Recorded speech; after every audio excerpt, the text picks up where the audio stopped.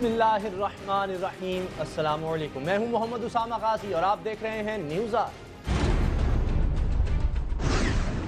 जनाब वज़ीर आज़म, आपने प्यारों से बिछड़ने वालों को तसल्ली दी, अच्छी बात है, मगर आपका असल काम कुछ और है। उस तरफ तवज्जो दें। आज चारों सूबों में धमाके हुए हैं। हकीमुल्लाह महसूद ने कहा, हुकूमत मुज़ाकरात में संजीदा नहीं। नवाज शरीफ कहते हैं खुलूस नीयत से मुज़ाकरात चाहते हैं, तो फिर रुकावट क्या है? वज़ीर आज़म को कल कराची होना था, दहशतगर्दों ने उन्हें पहले ही सलामी दे दी। टारगेट किलर को गिरफ्तार करने वाले इंस्पेक्टर से इंतकाम ले लिया गया। 26 गोलियां मारी गईं। परवेज मुशर्रफ की रिहाई का हुक्म आ गया। हुकूमत हठधर्मी छोड़कर एक जर्नैल के खिलाफ बगावत का मुकदमा चलाने का हौसला करे, नहीं तो पछताना पड़ेगा। आज सुबह वज़ीर आज़म के शहर यानी लाहौर में धमाका हुआ। फिर जहां वज़ीर आज़म मौजूद थे वहां पेशावर शहर में धमाका किया गया। फिर इस शहर में हमला किया गया जिसकी वज़ीर आज़म को सबसे ज्यादा फिक्र रहती है, यानी कोयटा शहर को निशाना बनाया गया। और आखिरी 3 धमाके कराची में हुए। दूसरे लफ्जों में ये आज पाकिस्तान के चारों सूबों के दारुल हुकूमतों में दहशतगर्दी की गूंज थी। आज के धमाकों से यूं लग रहा है कि जैसे ये किसी के लिए पैगाम था। अब खुदा जाने कि जिनके लिए पैगाम था उन्होंने इस पैगाम को पूरी तरह वसूल किया है, समझा है या नहीं। वज़ीर आज़म आज पेशावर में चर्च हमला, किस्सा खानी बाजार, धमाके और सरकारी मुलाजमीन की बस पर होने वाले हमले के शौदा के लवाकिन से मिलने और उन्हें तसल्ली देने के लिए पेशावर गए थे। वज़ीर आज़म का यह इक़दाम बिलाशुबा काबिल सताइश है। वो हौसला नहीं देंगे तो कौन देगा? आज जब उन्होंने एक बुजुर्ग को गले लगाया तो नमी हर आंख तक गई। ये वो बुजुर्ग हैं जिनके खानदान के 18 अफराद किस्सा खानी बाजार के धमाके में शहीद हो गए थे। जनाब वज़ीर आज़म, आप किस किस को और कितनों को गले लगाएंगे? इधर आप पेशावर वालों को जाकर तसल्ली दे रहे हैं और उधर कोयटा और लाहौर में दर्जनों शहरी मुतासरीन की लाइन में खड़े हो गए। जनाब वज़ीर आज़म, आप क़यामतों को झीलने वालों को गले लगा रहे हैं, अच्छी बात है, मगर ये आपका असल काम नहीं है। आपका असल काम अपने आवाम को इन क़यामतों से बचाना है। इसके लिए तगदो में तेजी लाना होगी। इन धमाकों का मकसद क्या था? इन धमाकों से क्या पैगाम देने की कोशिश की गई है? ये धमाके मुज़ाकरात के खिलाफ साजिश है या तालिबान के किसी धड़े की कारस्तानी? इस पर बात करने के लिए हमारे साथ मौजूद हैं पाक मारूफ दिफाई दानिश्वर जनाब lieutenant general retired Talat Masood. Talat Masood साहब, कराची में भी फिर आज धमाके हो गए। खुशकिस्मती ये रही कि दहशतगर्द थे, वो ये शिफ्ट कर रहे थे धमाका खेज मवाद, तो तब ये धमाका हुआ। मगर चारों दारुल हुकूमतों में, चारों सूबों में धमाके हुए, ये किसी के लिए पैगाम है? जी बिल्कुल, ये पैगाम है। हुकूमत के लिए भी पैगाम है और तमाम अवाम के लिए भी ये पैगाम है। और ये पैगाम है कि हम जो है इस किस्म के धमाके करते रहेंगे। और अवाम को ये पैगाम है कि देखिए असल ताकत तो हम में है, इसलिए कि हुकूमत तो हमेशा सिर्फ बातचीत के बारे में ही बात कर रही है, वो आपकी जान महफूज नहीं कर सकती। वो जो इनकी ज़िम्मेदारी है वो ख़त्म हो गई है। और हम जो चाहते हैं, जहाँ चाहते हैं, जिस वक्त चाहते हैं, वहाँ बम के धमाके कर सकते हैं और आपको नुकसान पहुँचा सकते हैं। तो ये पैगाम है। और इसके बरक्स जो हुकूमत है, ऐसे लगता है कि जैसे स्टेट ऑफ पैरालिसिस में है, यानी बिल्कुल एक किस्म का जमूद उनके ऊपर तारी है और वो किसी किस्म की कार्रवाई नहीं कर रहे हैं, सिवाय इसके कि वो ये कहते हैं कि हम बातचीत जो है उसको आगे बढ़ाना चाहते हैं। हालांकि उसके शुरुआत भी नहीं हुए हैं और लोग जो हैं वो चाहे आप बातचीत करें या कुछ करें, उनकी जान जो है उनको पता है कि हुकूमत से उसका कोई ताल्लुक़ नहीं है। और अगर उनको हिफाजत करनी है तो ख़ुद उन्होंने अपनी ही हिफाजत करनी है, रियासत से उनका कोई ताल्लुक़ नहीं। आज दहशतगर्दी के वाक़यात चारों सूबों में हुए, शहरों के अंदर गुंजानाबाद इलाकों में हुए, लेकिन ये उतने बड़े सानियात नहीं हैं जितने हमने देखे चर्च हमला हो, किस्सा खानी बाजार में हो या दीगर हमले हो। लेकिन फिर भी इससे ये वाज़े नहीं हो रहा कि शहरों के अंदर गुंजानाबाद इलाकों में ये दहशतगर्द मौजूद हैं और वहाँ से कार्रवाइयाँ कर रहे हैं। जी बिल्कुल, ये देखिए ना, कराची में फैले हुए हैं, हर सूबे में हैं, बलूचिस्तान में हैं, कराची में हैं, आपने देखा कि लाहौर में भी अब हैं, और इसके अलावा खैर पेशावर और पूरे खैबर पख्तूनख्वा में तो फैले हुए हैं, हर जगह पे हैं। और धड़ल्ले से इस किस्म की कार्रवाइयाँ करते हैं। दूसरी बात यह है कि आप देखिए इनके पास मवाद भी वहाँ है, तमाम बारूद भी अपने वहाँ वहीं से इस्तेमाल करते हैं। इसका मतलब ये है कि बारूद वहाँ या तो बनाते हैं उसी इलाके में या फिर वहाँ कहीं से ले जाते हैं। इनके ऊपर किसी किस्म का चेक नहीं है। तो मैं ये पूछना चाहता हूँ कि जो इंटेलिजेंस एजेंसीज़ हैं, आखिर इनका क्या फ़र्ज़ बनता है? क्या ये इनको रोक नहीं सकते? क्या इनके ख़िलाफ़ कोई एक्शन नहीं हो सकता इससे पहले कि वो ये वारदातें करें? ये तमाम सवालात ऐसे हैं जो लोग पूछ रहे हैं कि आखिर रियासत की जो लॉ एंड ऑर्डर की जो मशीनरी है, क्या हमारी इंस्टीट्यूशनल कोलैप्स हो रहा है कि कोई इदारा जो है वो अपना काम ठीक से नहीं कर रहा, और जो हालांकि इतना खर्च हो रहा है, इतना बजट है सिक्योरिटी के ऊपर, चाहे वो फ़ौज पर हो या पुलिस पर हो या इंटेलिजेंस एजेंसीज़ पर हो, लेकिन जो उसकी असल कारकर्दगी है वो तो ये है कि शहरियों की जान और माल की हिफाजत करना है। ह्यूमन सिक्योरिटी जो है वो सबसे अहम सिक्योरिटी होती है। अगर ह्यूमन सिक्योरिटी ना हो तो फिर आप देखें, आप चाहे जौहरी क़ुव्वत भी हो तो उसका क्या फ़ायदा है। एक ही दिन चारों सूबों में धमाके हो रहे हैं। राना सनाउल्लाह वज़ीर क़ानून पंजाब वो ये कहते हैं कि पंजाब बेहतर है इसलिए कि हमने यहाँ नेटवर्क खत्म कर दिया है। आप क्या समझते हैं, कितना वजन है इस दलील में कि अगर शहरों में नेटवर्क खत्म हो जाए तो बात बन जाएगी, किसी ऑपरेशन की जरूरत नहीं पड़ेगी?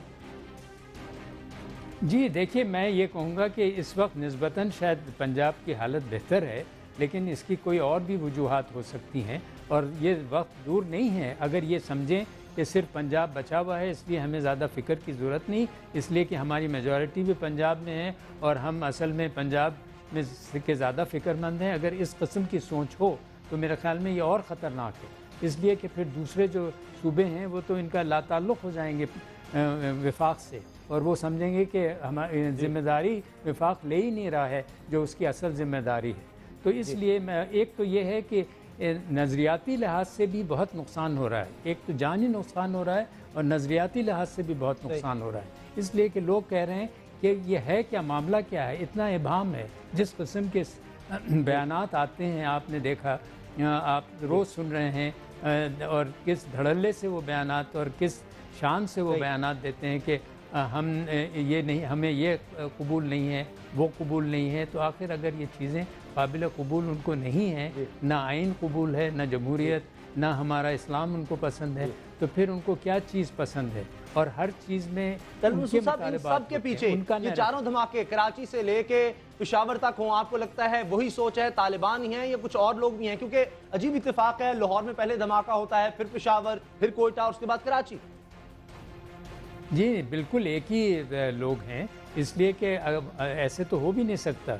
और आपको पता है ये जो इस किस्म के धमाके होते हैं तो वो तो वही लोग कर सकते हैं जो कि बड़े तजुर्बेकार हैं और जो पहले से कर रहे हैं। तो मेरा जहाँ तक ख्याल है कि वो तो तहरीक तालिबान पाकिस्तानी है, तो इसलिए इसमें कोई दो राय तो होनी नहीं चाहिए, लेकिन फिर भी इंटेलिजेंस एजेंसीज़ को इसका इल्म होना चाहिए। आखिर ये रोज़ जब धमाके हो रहे हैं तो फिर अगर अभी तक यही नहीं पता लगा कि करता कौन है, कराता कौन है और किस तरीके से ये हो रहे हैं, तो फिर ये सिक्योरिटी फोर्सेस का कर क्या रहेंगे। सही, बहुत बहुत शुक्रिया तलत मसूद साहब, दिफाई हमारे साथ थे। इंटेलिजेंस को मजीद मजबूत बनाना होगा और कार्रवाइयों में तेजी लाना होगी। न्यूज़ आज में मिलेंगे ब्रेक के बाद। हकीमुल्लाह महसूद ने कहा, हुकूमत मुज़ाकरात में संजीदा नहीं। नवाज शरीफ कहते हैं खुलूस नीयत से मुज़ाकरात चाहते हैं, तो फिर रुकावट क्या है?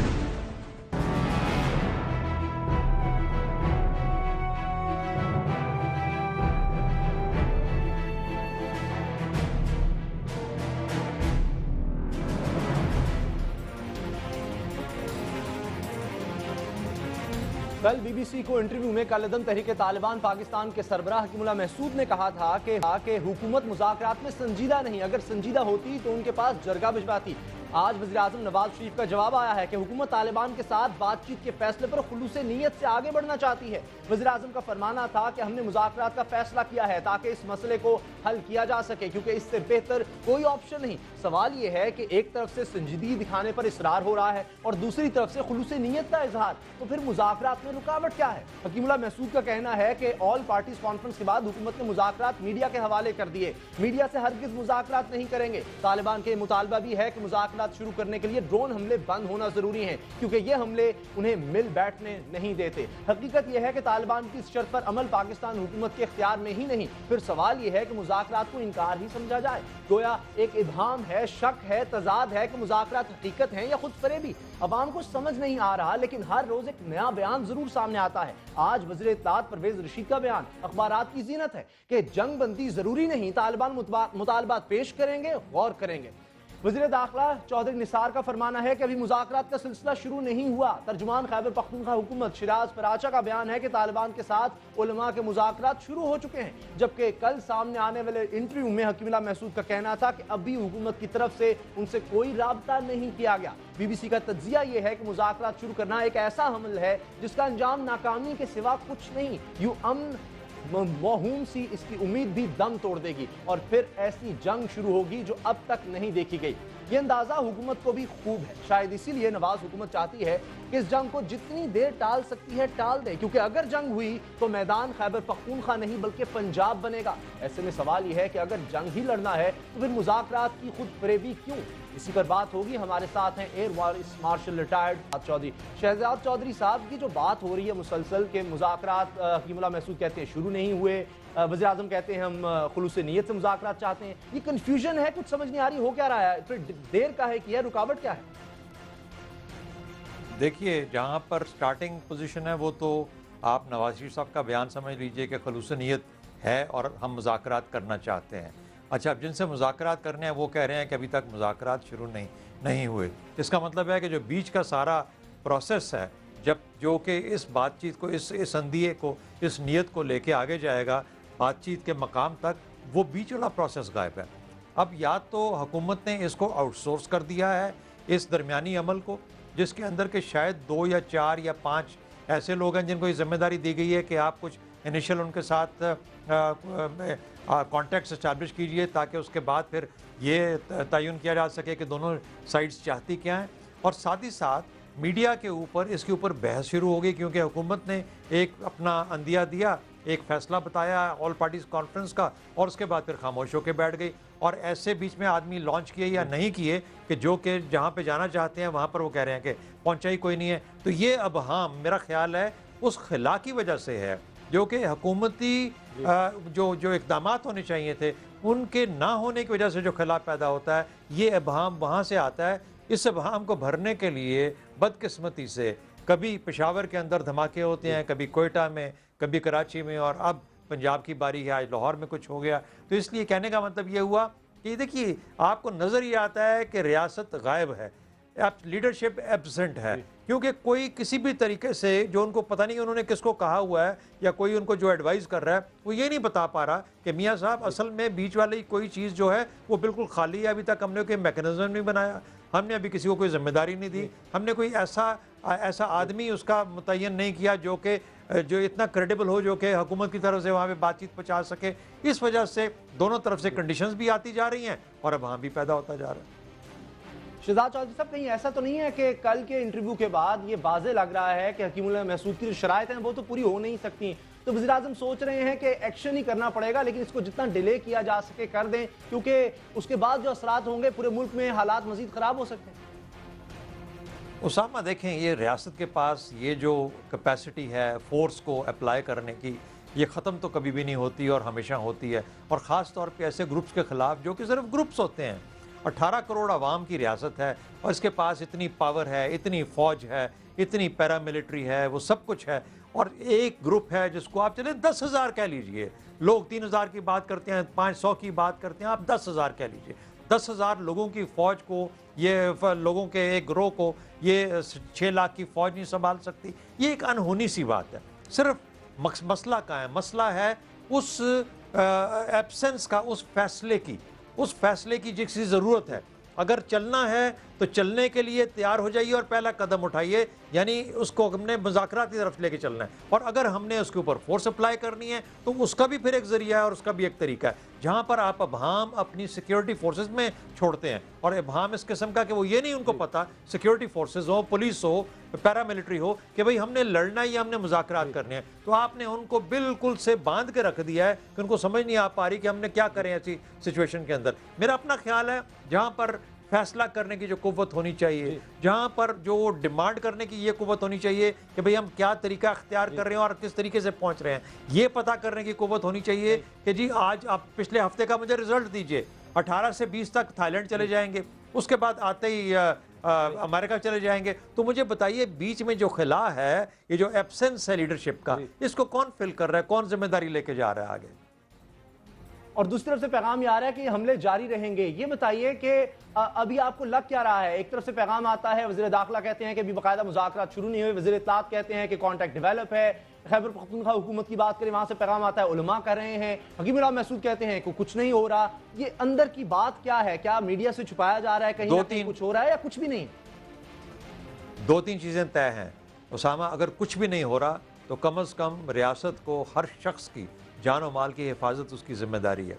अगर वो नहीं होगी तो एक चीज़ ज़रूर हो रही है कि शहरियों का यकीन अपनी रियासत पे कम से कमतर होता जा रहा है। नंबर 2, अगर वो ये समझ रहे हैं कि रियासत इस काबिल नहीं है कि हमारी जान और माल की हिफाजत कर सके, तो वो फिर मजबूर हो जाएंगे या अपने तय खुद कुछ करना शुरू कर देंगे या किसी बाहर से किसी को कहेंगे कि आके हमारी हिफाजत करे। देखिए इसके असरात ये हो रहे हैं कि रियासत को कमज़ोर जाहिर किया जा रहा है। ये साबित हो रहा है कि रियासत और शहरियों के दरमियान में जो कॉन्ट्रैक्ट है वो कमज़ोर पड़ चुका है, रियासत इस काबिल नहीं है। ये तो उस तरफ के फ़वायद हैं, लेकिन ये किसने आपके हाथ रोके कि आप एक डिफेंसिव मैकेनिज्म अपना जो है उसको तो कम से कम अपनी जगह पे रखें। आप हमले नहीं कर रहे, आप उनके ऊपर अटैक नहीं कर रहे, लेकिन अपना दिफा तो कम से कम मजबूत कीजिए। ये जो एरियाज हैं जहां पर के provincial governments, district governments, law enforcement agencies और सिविल आर्म फोर्सेस का जो रोल है, अनफॉर्चुनेटली वो बहुत ही कमज़ोर होकर रह गया है और उसकी वजह से आप देखते हैं कि ये बड़ी आसानी के साथ जहां जाना चाहते हैं वहाँ पहुँच पाते हैं। जी, और मोराल भी जो है इसकी वजह से डाउन होता है, कौम का भी, लॉ इन्फोर्समेंट एजेंसीज का भी। बहुत शुक्रिया आजाद चौधरी, ए वाइस मार्शल हमारे साथ थे, रिटायर्ड, और उनका ये कहना है कि इन एक्शन जो है ये कोई हल नहीं है। अगर आप उनके खिलाफ कार्रवाई नहीं भी करते तो आम आवाम को महफूज तो बनाया जाए। न्यूज़ ऑन में ब्रेक का वक्त है, ब्रेक के बाद मिलते हैं। वजीर आजम को कल कराची होना था, दहशतगर्दों ने उन्हें पहले ही सलामी दे दी। टारगेट किलर को गिरफ्तार करने वाले इंस्पेक्टर से इंतकाम ले लिया गया, 26 गोलियां मारी गईं।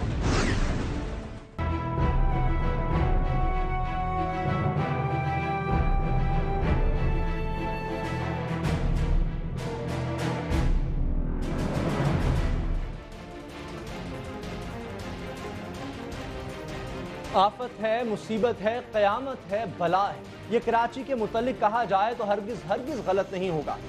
कराची में खौफ और दहशतों के राज अफसाने नहीं, हकीकत हैं। ऐसी कर्बनाक हकीकतें कि रूह तक लरज उठती है। वली खान बाबर कत्ल केस के प्रोसिक्यूटर नेमत अली रंधावा के कातिल को दो बार शनाख्त कर लिया गया है, मगर उनका बेटा जो खुद अपने वालिद के साथ जख्मी हुआ गवाही देने को तैयार नहीं। वजह खौफ। कराची में खौफ की इंतहाओं को कराची से बाहर रहकर महसूस नहीं किया जा सकता। जरा अंदाजा तो कीजिए खौफ की शिद्दत का कि खून सफेद कर देता है। और करे भी क्यों ना, नेमत अली रंधावा की बेवा जानती हैं कि उनके बेटे ने गवाही दे दी तो वो जान से जाएगा, कत्ल कर दिया जाएगा। कराची के बेरहम टारगेट किलर्स और उनके आका जब इंतकाम लेने पर आते हैं तो अपने एक कारिंदे को गिरफ्तार करने वाले सब इंस्पेक्टर के बदन में 26 गोलियां उतार कर दम लेते हैं। कराची में दरिंदगियों का आलम यह है कि शुजात हाशमी नामी टारगेट किलर को गिरफ्तार करने वाले एक सब इंस्पेक्टर शहबाज को SHO इरफान हैदर को कत्ल कर दिया गया। जुर्म मैं बता चुका, अगला कत्ल किसका होना है मैं कुछ नहीं कह सकता, मगर कराची पुलिस के सरबराह कह चुके हैं कि उन्हें भी कत्ल किया जा सकता है। एक इतला यह भी है कि DG रेंजर्स पर भी आने वाले दिनों में कातिलाना हमला हो सकता है। ये इतला और कराची पुलिस के सरबराह का खदशा कि वो कत्ल कर दिए जाएंगे, दर हकीकत इस बात का खुला इतराफ है कि कराची के जराम पेशा अफराद और सियासी बदचलन किस कदर जबरदस्त। कराची में हर जी होश हमा वक्त खौफ का शिकार है। कराची में छाए इस खौफ के एक वाक़े के खुद वज़ीर आज़म रावी हैं, मुलाहिजा कीजिए। परसों की के कराची में मुजरम जो है वो एतराफ़ जुर्म कर रहा था, लेकिन जो मैजिस्ट्रेट जो है वो जो लिख रहा था वो क्या कहते हैं उसको,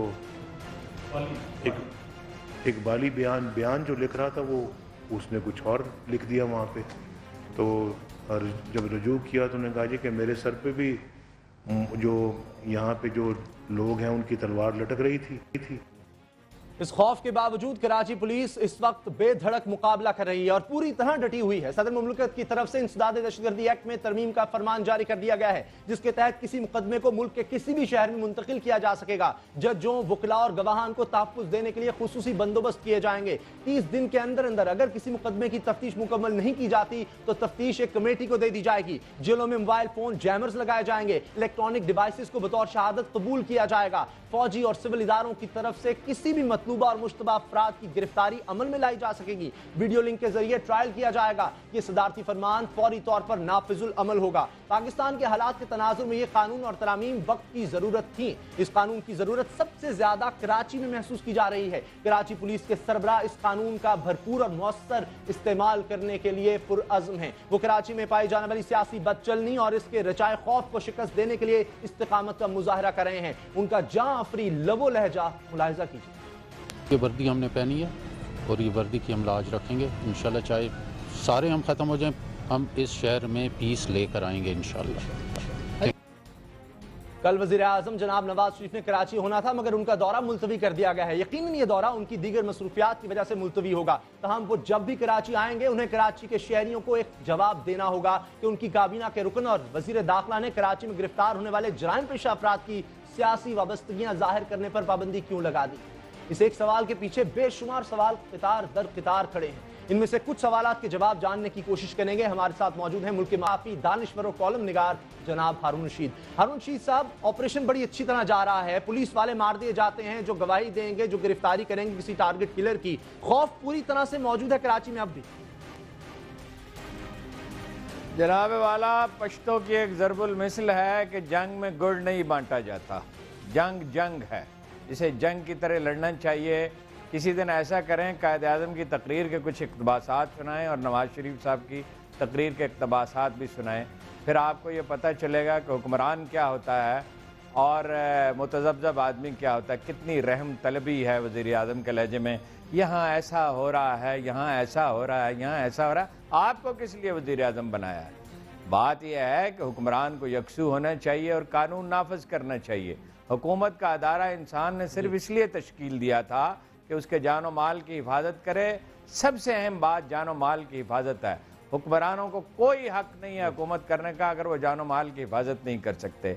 ये इनका किया हुआ है जो हम भुगत रहे हैं और अब इन पर लाजिम है कि उसकी तलाफ़ी करें। अगर नहीं तलाफ़ी कर सकते तो कहीं कुरान में नहीं लिखा हुआ कि ये हुकूमत करें, अपने घर जाएँ, दूसरी हुकूमत चुनी जाए। ये नवाज शरीफ साहब में जो रहम तलबी है ना जी, ऐसा हो रहा है, ऐसा हो रहा है, क्यों हो रहा है? आप जिम्मेदार हैं उसके जो कुछ हो रहा है, आप काम करें। हम ये नहीं कहते कि रंधावा का अपना बेटा गवाही देने को तैयार नहीं है। ये जो अब ऑर्डिनेंस नया आ गया है, गवाहों को तहफ्फुज़, जजों को तहफ्फुज़ होगा, आपका ख्याल है इससे बेहतरी आएगी? गवाह सामने आएंगे या वली बाबर केस वाला हाल हो सकता है? जनाब वाला, हमारे सामने बिहार का तजुर्बा है। कोई गवाही देने के लिए तैयार नहीं था। सैरगाह में लोग मारुति गाड़ी पे जाते थे, उसको भी तोड़ लेते थे, थोड़ा सा ख़राब कर लेते थे। वहाँ कैसे कानून नाफज हो गया? वहाँ अदालतों ने तावन किया, मीडिया ने भी तावन किया, हुकूमत डट गई। 4000 करोड़ से 28,000 करोड़ पे 6 साल में उनका बजट पहुँच गया। इतनी आबादी है पाकिस्तान जितनी बिहार की। अदलिया नहीं तावन कर रही है, बिल्कुल अदलिया तावन नहीं कर रही है। वज़ीर आज़म ने ठीक कहा, वज़ीर आज़म का बुनियादी तौर पर रवैया दुरुस्त है, वो सपोर्ट कर रहे हैं, पॉलिसी भी उनकी ठीक है। और मीडिया नहीं तावन कर रहा है, मीडिया खौफ का शिकार है। आपके सामने दो रास्ते हैं, खौफजदा हो जाएं, सरेंडर कर दें, गुंडे आप पे हुकूमत करेंगे। दूसरा रास्ता यह है मुकाबला करें। रंधावा साहब का बेटा खौफजदा है तो ये काबिल फ़हम है। पुलिस अफसर अगर खौफजदा थे तो ये काबिल फ़हम है। आप वो थानेदार जो कत्ल हुए थे, जो पुलिस अफसर कत्ल हुए थे, उनके जो है मुकदमात खोलें और 2, 4, 10, 20 को पकड़ें।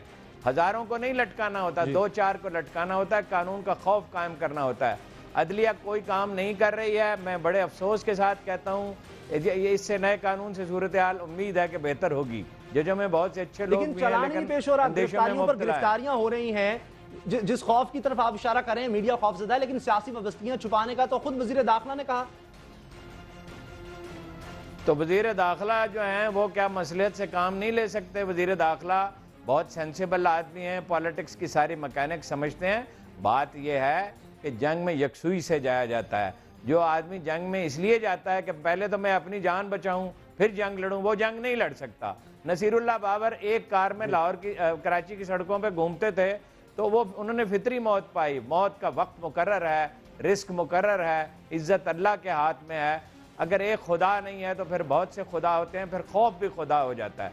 फैसला करें, मुकाबला करना है या नहीं करना, और अगर नहीं करना है रशीद साहब, एक तो बड़ी फिर अहम ठीक है। बात, ये फौजी और सिविल इदारों को अब ये हक हासिल होगा, ये इख्तियारात मिल चुके हैं इस ऑर्डिनेंस के बाद कि वो गिरफ्तारी कर सकेंगे किसी भी शख्स की, किसी मतलूबा शख्स की। इससे आपको लगता है बेहतरी आ जाएगी? क्योंकि चालान तो पेश हो नहीं रहे थे, गवाह को याद नहीं रहे थे, गिरफ्तारियों पर गिरफ्तारियां होती चली जा रही थी, और फिर यह हाल होता है कि पुलिस वाले को ही 26 गोलियां मार दी जाती। जी, सिर्फ एक पुलिस वाले को नहीं, 200 पुलिस अफसर कत्ल किए गए हैं। मुशर्रफ साहब के दौर में कत्ल हुए, कुछ नवाज शरीफ साहब के दौर में कत्ल हुए। ये आंखें बंद कर लेते थे। कानून का खौफ जब ख़त्म हो जाता है तो अनारकी फैलती है, उसी को तवाइफुल मलूकी कहते हैं। उसी के बारे में मीर तकी मीर ने कहा था कि चोर उचक्के सिख मरहट्टे शाहो गदा सब कहाँ हैं, चैन से हैं जो कुछ नहीं रखते, फ़क्र की दौलत है यहाँ। और अल्लाह के रसूल ने यह कहा था कि जब ताकतवरों को सज़ा नहीं दी जाती और कमज़ोरों को दी जाती है तो वो कौमें बर्बाद होती हैं। एक ही रास्ता है कानून की हुक्मरानी का। मेरे इल्म में है कि पुलिस अफसरों को कत्ल किया जाएगा, मेरे पास तफसीलात हैं, मैं बयान करने के लिए तैयार हूँ। किसी में हिम्मत नहीं है कि उसको नशर कर सके और किसी में हिम्मत नहीं है कि उसको छाप सके। बहुत शुक्रिया हारून रशीद साहब, सीनियर तज्जियाकार हमारे साथ थे कि उनके पास इत्तलात हैं कि सीनियर पुलिस एहलकारों को भी कत्ल किया जा सकता है। शाहिद हयात इस बात की तरफ इशारा दे भी चुके हैं। खौफ अब भी कराची में कायम है, कानून की अमलदारी की जरूरत है, नया ऑर्डिनेंस भी आ गया है, देखते हैं इससे कितनी बेहतरी आती है। न्यूज़ आवर में मिलेंगे ब्रेक के बाद। परवेज मुशर्रफ की रिहाई का हुक्म आ गया। हुकूमत हठधर्मी छोड़कर एक जर्नैल के खिलाफ बगावत का मुकदमा चलाने का हौसला करे, नहीं तो पछताना पड़ेगा।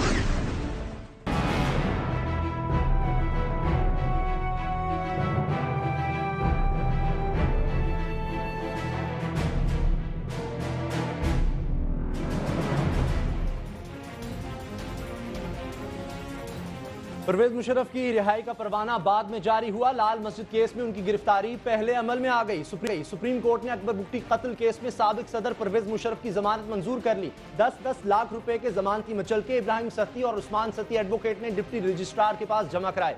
मचलकों में साबिक सदर की जमानत के लिए जामिन के तौर पर हनीफ सैयद और मुमताज हुसैन के नाम दिए गए। सुप्रीम कोर्ट के डिप्टी रजिस्ट्रार ने जांच पड़ताल के बाद जमानती मचलके मंजूर किए और रोपकार जारी कर दी। रिहाई का परवाना जारी हुआ तो चक शहजाद फार्म हाउस से रुकावटें हटानी शुरू कर दी गई। ऑल पाकिस्तान मुस्लिम लीग के कारकुनों ने खुशी में मिठाइयां भी खा ली और भंगड़े भी डाल लिए, मगर अभी रिहाई अमल में भी नहीं आई थी कि एसएसपी इस्लामाबाद डॉक्टर रिजवान की सरबराही में पुलिस टीम पहुंच गई। साबिक सदर से गाजी अब्दुल रशीद और उनकी वालिदा के कत्ल से मुतल्लिक तफ्तीश की और उन्हें इस केस में गिरफ्तार कर लिया। अब परवेज मुशर्रफ मजीद कुछ दिन सब जेल में रहेंगे। गाजी अब्दुल रशीद के बेटे हारून रशीद ने साबिक सदर परवेज मुशर्रफ का नाम ECL में डालने के लिए इस्लामाबाद हाई कोर्ट में भी दरखास्त दायर कर दी है, मगर कहा यह जा रहा है इस केस का हाल भी बेनजीर भुट्टो कत्ल केस, अकबर बुगटी कत्ल केस और जजेस नजरबंदी केस से मुख्तलिफ नहीं होगा, ज्यादा देर चल नहीं पाएगा। हकीकत यह है कि परवेज मुशर्रफ का असल जुर्म दस्तूर पाकिस्तान की पामाली है। मुद्दई हुकूमत को बनना है जिसके दूर दूर तक कोई आसार नजर नहीं आ रहे। कहा यह जा रहा है कि वज़ीर आज़म नवाज शरीफ परवेज मुशर्रफ को भूल चुके हैं, इसी परवेज मुशर्रफ से जान छुड़ाना चाहते हैं जिसके जिक्र के बगैर माजी में उनकी कोई तकरीर मुकम्मल नहीं हुआ करती थी। बातें ये हो रही हैं कि नवाज शरीफ की वापसी डील के तहत हुई थी कि परवेज मुशर्रफ को नहीं छेड़ेंगे, सो एक एक करके परवेज मुशर्रफ के रास्ते की रुकावटें हटती जाएंगी, लोग देखते रह जाएंगे और परवेज मुशर्रफ सबको बाय बाय करके फिर मुल्क से बाहर चले जाएंगे। सवाल यह है कि हुकूमत आर्टिकल 6 के इतलाक से नजरें क्यों चुरा रही है, इसी पर बात होगी। हमारे साथ हैं मुस्लिम लीग सेनेटर मुशाहिदुल्लाह साहब, गद्दारी का मुकदमा नहीं चलेगा परवेज मुशर्रफ के खिलाफ? जी बिस्मिल्लाहिर्रहमानिर्रहीम। मुकदमे तो गद्दारी का भी उसमें जो फेडरल गवर्नमेंट को करना चाहिए था, FIA की उसमें कमेटी भी बना दी थी। अब उसके बाद प्रोसिक्यूशन जो है उसके अंदर फिर अमल दखल जो है वो इतना नहीं होता, उससे कितना ताउन हुआ है मुख्तलिफ अदारों की तरफ से उस कमेटी को, ये वो कमेटी ज़्यादा बेहतर बता सकती है। लेकिन ये बहरहाल एक पहलू है इसका, ये तो लीगल पहलू है कि सुप्रीम कोर्ट अगर उनको ज़मानतें दे रही है तो मियाँ साहब ने बारहा ये बात रिपीटेडली कही थी कि मैंने उन्हें माफ़ किया, अदालत अपना कोर्स पूरा करेगी, जो अदालत फ़ैसला करेगी हम उसे तस्लीम करेंगे। लेकिन कुछ चीज़ें जो हैं वो रिकॉर्ड में मैं ये लाना चाहता हूँ कि आपने आर्टिकल 6 की बात की। आर्टिकल 6 की जब बात हुई थी, जब हमने ये कमेटी बनाई थी, तो उस वक्त ख़ास तौर से पीपल्स पार्टी के तमाम बड़े बड़े लीडरों ने, चाहे क्या वो मखदूम अमीन फ़हीम हो, खुर्शीद शाह हो या एतज़ाज़ अहसन हो या दीगर, उन दिनों टॉक शोज़ में भी हर बंदा उनकी तरफ से ये कह रहा था कि जी ये सिर्फ इसके ख़िलाफ़ क्यों हो रहा है, ये कोई कह रहा है 1956 से होना चाहिए, 1970 से होना चाहिए, 1977 से होना चाहिए। असल में ये सारी गुफ्तगू, ये सारे आर्गूमेंट, फिर MQM का भी यही था, ये सब मुशर्रफ को बचाने की यानी कि एक बहाने थे, हीले थे। तो मैं अक्सर सोचता था कि पीपल्स पार्टी क्यों परवेज़ मुशर्रफ को बचाना चाहती है। तो एक ही ख्याल आया, दो बातें ऐसी हुई थी कि इनके दौर में उसको रेड कार्पेट रिसेप्शन दे के भेजा गया था और इसके बाद इन्होंने उसको बचाने की कोशिश की है। तो शायद NRO में कोई ऐसी शिक मौजूद हो जिसके तहत ये तय हो कि आप तू मन तेरा हाजी बगोयम तू मेरा हाजी बगो। तो ये इसका एक सियासी पहलू है जो हिस्टोरियन जरूर लिखेगा। आप किस तरह से मुख्तलिफ होंगे? उन्होंने रेड कार्पेट पर उनको जाने दिया, अदालतें उनको रिहा कर देंगी, सबूत नहीं होंगे, आप भी मुकदमा नहीं चलाएंगे, वो रिहा हो जाएंगे और मुल्क से बाहर चले जाएंगे। मुल्क से बाहर तो लोग रहा होते जाते हैं और अभी जमानतें मंजूर हुई हैं। जमानतें मंजूर होने का मतलब ये नहीं होता कि उनको बरी कर दिया गया है। जमानतें मंजूर होने का मतलब ये है कि केस चलेगा, जमानतें कैंसिल भी हो सकती हैं। तो इतना ज़्यादा यानी कि इसको थोड़े समझने की ज़रूरत है। और हम इसलिए मुख्तलिफ हैं कि हम रेड कार्पेट ना रिसेप्शन दे रहे हैं, ना हमने उनके ऊपर जिस तरीके से पीपल्स पार्टी ने उनकी हिमायत की थी कि जी ये अकेले इस पर क्यों हो रहा है, हमने तो ये बात नहीं की थी। ज़रा रिकॉल करें, ज़रा निकालें ना वो क्लिप्स सारे इन लोगों के। तो और हमने जो बात कही थी हम उस पर कायम हैं कि अदालतों में उनका केस है। मियाँ साहब ने खुद कई मरतबा ये कहा कि मैंने उसको माफ किया। लेकिन आर्टिकल 6 की कार्रवाई तो अदालत ने नहीं करनी मुशाहिदुल्लाह साहब, आर्टिकल 6 की कार्रवाई तो हुकूमत ने करनी है। वो कहाँ है? वज़ीर आज़म ने तो माफ कर दिया, लेकिन दस्तूर पाकिस्तान को अगर तोड़ता है तो उसको तो नवाज शरीफ साहब का हक नहीं है कि वो उसको माफ कर दें और मामला खत्म हो जाए। हाँ, तो वो उसको हमने माफ़ भी नहीं किया। वो ने तो ज़ाती तौर पे जो तकलीफ़ पहुँचाई थी मियाँ साहब को, उनकी पार्टी को, उनकी फैमिली को। मैं तो बता रहा हूँ मेरे भाई कि FIA की जो इन्वेस्टिगेशन टीम है वही बनाना काम होता है ना कि जी इसको आर्टिकल 6 जो है इस पर अब इससे आगे चले जाएँ, इसकी ज़रा इन्वेस्टिगेशन करें तो आपको पता लग जाएगा कि इन्वेस्टिगेशन किस तरीके से हुई, उनसे किसने ताउन किया, किसने नहीं किया। ये एक लंबी कहानी है, लेकिन हमने अपना फर्ज पूरा किया। क्या परवेज मुशर्रफ साहब ने आइन की खिलाफ वर्जी की या नहीं? कहीं 12 अक्टूबर 1999 को उन्होंने आइन तोड़ा या नहीं तोड़ा, 3 नवंबर 2007 को उन्होंने आइन तोड़ा या नहीं तोड़ा, इसकी तफ्तीश होगी, उसमें कई साल चाहिए। देखें जी, वो चाहिए या ना चाहिए, पहली बात जो है ना, मुस्बत तरीके से चीज़ों को लेना चाहिए कि 4 जर्नैलों ने इस मुल्क में मार्शल्ला लगाया और ये तो वो है जिन्होंने चीफ जस्टिस के बाल भी खिंचवाए थे और जजों को अंदर भी किया था, ठीक है। और बाकी जो जुल्म किए उन्होंने, लाल मस्जिद का जिक्र हो रहा था, दीगर बहुत सारी चीज़ें की, वो अपनी जगह अलग है। लेकिन जो कुछ जजिस के साथ इन्होंने किया था लेकिन पहले जर्नैल है जो 6 महीने तक अपने जख्म चाटते रहे चक शहजाद में लेटे हुए, ये वही शख्स है ना जिन्होंने एक फिरौन के लहजे में ये कहा था कि मैं नवाज शरीफ और बेनज़ीर को नहीं आने दूंगा। जो गद्दारी का मुकदमा है वो तो 1 घंटे में दर्ज हो सकता है। मैं मान लेता हूं कि इन केसेस में ये तो सुप्रीम कोर्ट में है, इनमें बहुत ज्यादा देर लगेगी, तफ्तीश होनी है, गवाह पेश होंगे, वो सारा मामला। लेकिन आर्टिकल 6 का मुकदमा तो हुकूमत ने दर्ज कराना है, 1 घंटे में हो सकता है। FIR आप दर्ज कराना। हाँ तो भाई नहीं, 1 घंटे में नहीं दर्ज होता ना मेरे भाई। उसमें सबसे पहले इन्वेस्टिगेशन टीम बनती है, वो बना दी है हमने। अब वो जब बना दी है तो उसके बाद फर्दर प्रोसीजर है। अभी इनकी बेल हुई है, लेकिन असल बात आपको ये देखनी चाहिए कि ये पहले जर्नैल हैं कि जिन्होंने 6 महीने जेल काटी। हमारे मुल्क में जो मामला दबाना हो उस पर कमेटी बना दी जाती है, ये कमेटी आपने बना दी, अब कुछ भी नहीं होगा, सब जानते हैं। भाई ये ऐसी बात नहीं है, ये कॉन्स्टिट्यूशनल रिक्वायरमेंट है। ये ऐसा नहीं है कि इसको अशब करने के लिए कमेटी। आप मुझे बताएं ना, हम हुकूमत किसी को सज़ा तो नहीं दे सकती, सज़ा तो अदालतें ही देती हैं। हुकूमत तो आइन और कानून के मुताबिक, चाहे उसमें सोखम है। सही फरमा रहे हैं आप, सज़ा अदालत देगी, मुकदमा आप दर्ज करवाएंगे। मुकदमा दर्ज कराने के लिए ये भी इसका तरीक़ाकार है ना मेरे भाई कि आपको FIA की एक कमेटी बनानी पड़ेगी, वो इन्वेस्टिगेशन करेगी, उसके बाद फर्दर आप आगे बढ़ेंगे। ये काम हमने किया है ना फेडरेशन ने जी। तो इसके बाद जी अब आप आगे जो है फेडरेशन ने वो कमेटी बना दी, बस अब फेडरेशन का यही काम था, अब कमेटी जाने, और मुशर्रफ साहब जाने? देखे ना, फेडरेशन जो है या हुकूमत ने ट्रायल खुद तो नहीं करना ना, किसी का ट्रायल तो कोर्ट नहीं करना है। अब हम प्रोसिक्यूशन को सपोर्ट कर सकते हैं, वो हम कर रहे हैं और उसके लिए हम तैयार है। किससे तफ्तीश की है, किससे मिली है ये कमेटी? ये मुझे मेरे इल्म में नहीं है, ये आप डिग आउट करें, मैं इतना इसकी डिटेल मुझे नहीं पता, लेकिन जो मुझे पता है वो मैंने बता दी। उन्होंने कोई इन्वेस्टिगेशन की होगी, ये भी हो सकता है कि उनसे कुछ लोगों ने ताउन न किया हो, क्योंकि ये पहला इस तरह का मुकदमा है, तो बहुत सारी बातें इसमें से भी निकलेंगी, ये आप पता कराएं। जी बहुत शुक्रिया मुशाहिदुल्लाह खान साहब हमारे साथ हैं, मुस्लिम लीग नून के रहनुमा सेनेटर हैं। वो कहते हैं कि FIA की एक कमेटी बना दी गई है, वो तफ्तीश करेगी कि परवेज़ मुशर्रफ साहब ने आइन तोड़ा या नहीं तोड़ा, उसके बाद जाकर मुकदमा दर्ज होगा और फिर कोई कार्रवाई अमल में लाई जाएगी। सज़ा देना अदालतों का काम है। प्रोग्राम देखने का बहुत बहुत शुक्रिया, दुआ में याद रखिएगा। अल्लाह ताला आपको नफरतों और औलाद के गम से महफूज रखे। अल्लाह हाफ़िज़।